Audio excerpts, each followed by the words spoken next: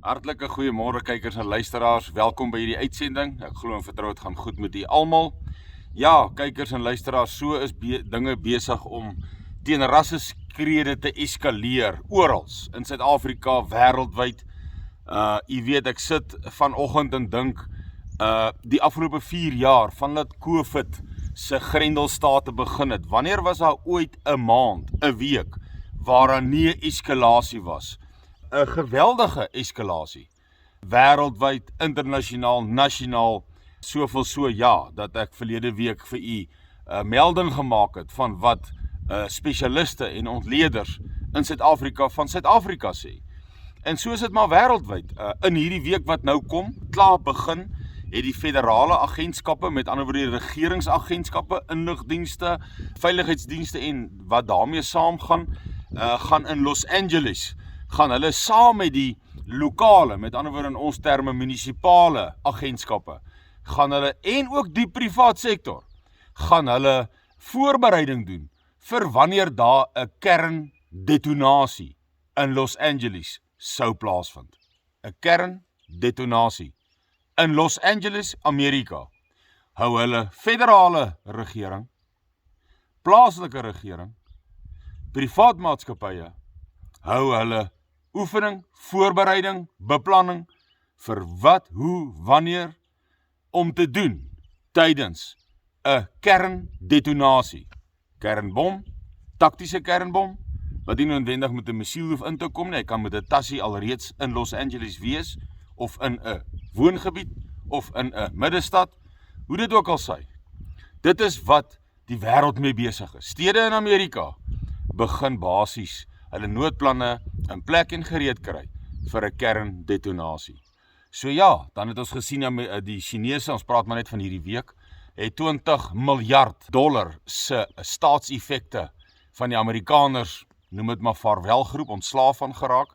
So dit sê vir ons alles, dit begin neig, as jy kyk na die Amerikaanse skuldlas van diep oor die 34 triljoen, dan is dit geweldig, hy is al amper by 35 triljoen, en dat hulle skuld nie meer kan diens en die rentes en wat ook al daarmee saamgaan nie, en ons sien lande so China, hulle staatseffekte begin van ontslaa raak, dan begin ons amper dieselfde sien as wat in Duitsland in 1923 gebeur het, toe jy in die bestek van 2 weke, kykers en luisteraars, in die bestek van 2 weke, het jy van 1 mark vir 'n brood tot duisende mark vir 'n brood betaal. In 2 maande. 2 maande, ek weet nie of ek nou 2 weke gesê het nie. 2 maande. Van 'n mark tot duisende mark. 'n Zimbabwe situasie. Wat was die rede? In kort opgesom?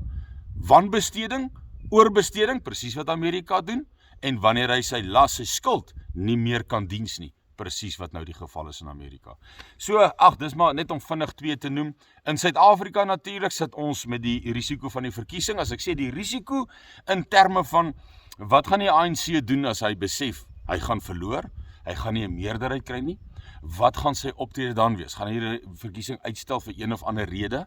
Gaan hulle miskien hierdie Zuma vervalsing van handtekeninge, wat hulle nou sê die polisie en die vervolgingsmagte moet dit nou baie vinnig ondersoek, so dan het ons nog die risiko dat miskien voor die verkiesing kom dit by 'n punt wat hulle sê, maar julle het handtekeninge vervals hier en daar, ongeag of dit so is of nie, ons weet nie meer in die wêreld wat amper so is en wat nie, soos wat dit nou deur mekaar hardloop oral en elders en alles nie. Hoe dit ook al sy, dan kan hulle vir MK sê, byvoorbeeld net, julle kan nie deelneem nie, wat definitief 'n groot effek op stabiliteit sal hê.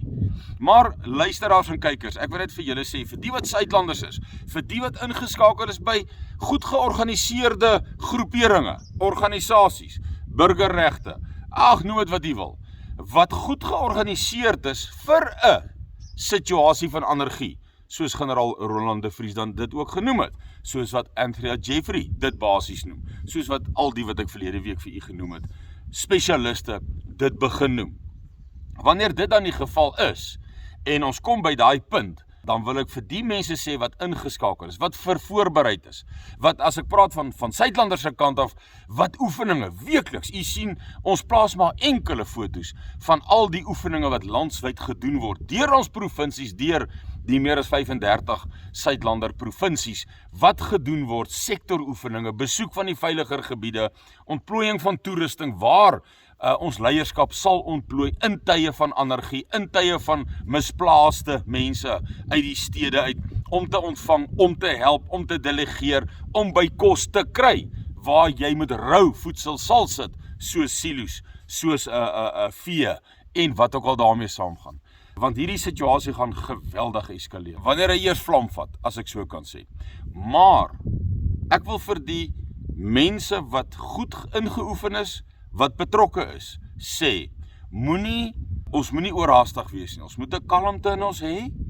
Ek gaan nie detail vir u gee nie, want detail sal dan vir almal bewus maak van wat my projeksie is, wat ons projeksie is, wat ek dink en verwag gaan gebeur, en dit kan ek mos nou nie op 'n video vir almal en alles sê nie, want dan sê hulle, nee, hy's oorgerus, of nee, hy's nie oorgerus nie, wat ook al, en dan kan daarvolgens kan jou opponente dan beplanning doen, uit die aard van die saak. So die antwoorde en die boodskap en die leiding en die projeksie en die fisiese ontleding en waarderings van wat ek sien, gaan ek nie vir u sê wat my verwagting is nie. Ek gaan vir u sê dat die verwagting van generaal Roland, die verwagting van Anthea Jeffrey, die verwagting van R.W. Johnson, die verwagting van al ons ekonome wat ek vir u genoem het, wat ook al, die verwagting wat hulle het, is dat hierdie ding gaan op niks goeds uitloop nie. En daai niks goeds lyk nie goed nie. Dis geweld, dis vlug, dis misplaaste mense. Maar ek sê weer vir u, ek kan nie sê presies wat my verwagting is nie. Ek stem saam met al hierdie spesialiste se verwagting, dat hier kan anargie, hier kan chaos, hier gaan. Ek kan en gaan nie vir u sê wanneer ek dit presies verwag nie. Wat ek vir u gaan sê, is vir diegene wat ingeskakel is by Suidlanders. Het sy betaal of nie betaal? Ek het vir u in verlede week se video gesê, daar's 2/3 wat daagliks boodskappe kry, wat lede is van Suidlanders, wat nie betalende lede is nie. Dit was nog nooit, soos hulle in Engels sal sê, 'n issue nie. Nog nooit nie, want dit is nie waar ons dit doen nie.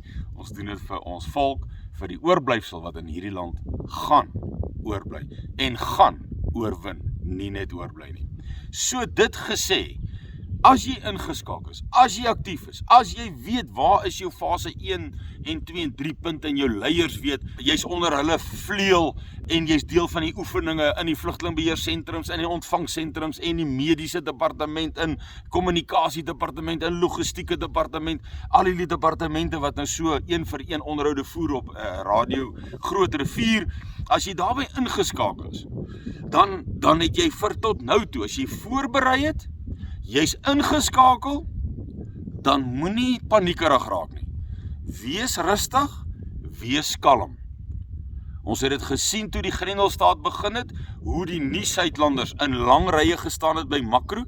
Ons het gesien hoe die nie-Suidlanders paniek geslaan het in Natal, en ons het gesien hoe die Suidlanders in kalmte teruggestaan het. Want die sekere dinge wat moet gebeur, voordat dit sekere kom ons sê punte gaan bereik, waar ons dan uit die aard van die saak sal begin die noodplan uitvoer.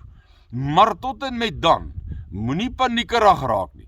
Al sou MK nie toestemming kry nie, al sou hier geweld begin uitbreek, wees kalm, wees rustig, moenie oorreageer nie.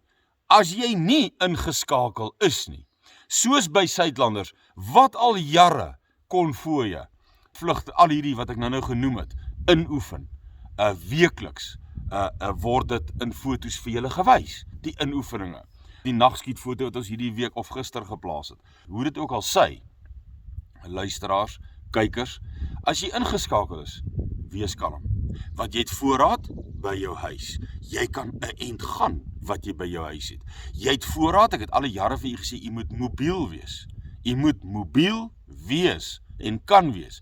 Daarvoor het jy jou waantjie of jou voertuig of 'n waantjie met 'n tent en voedsel, so as jy dit in plek het, en jy het jou bietjie brandstof in plek, en jy's deel van 'n familie, soos die Suidlander familie, dan moenie te gou te groot skrik nie.